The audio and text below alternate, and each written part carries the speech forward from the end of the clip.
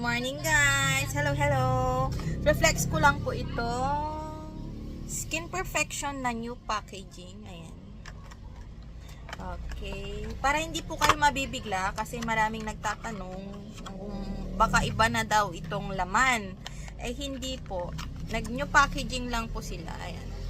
Sachet na po itong Skin Perfection Sunblock SPF 30+++.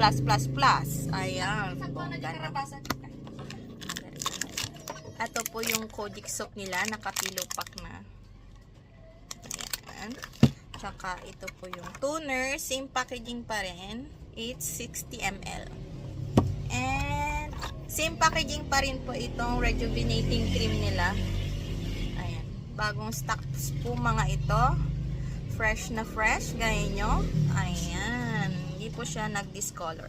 Kung may discoloration man po, ay pwede pa rin po yung gamitin. Kahit nagiging brown na siya, sabi, mas effective daw po yun. Hindi po siya expired. Basta hindi po siya expired, pwede pong gamitin yon. Huwag po kayong mag-alala kasi hindi po masisira yung face ninyo pag ginamit nyo yung nag-discolor na cream.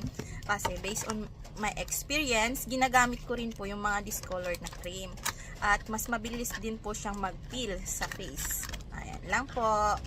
So, ito po ay 2026 pa po yung expiration. Bagong-bago pa lang po mga ito. Huwag po kayong mabibigla mga suki ng Skin Perfection. Ayan. 180% po.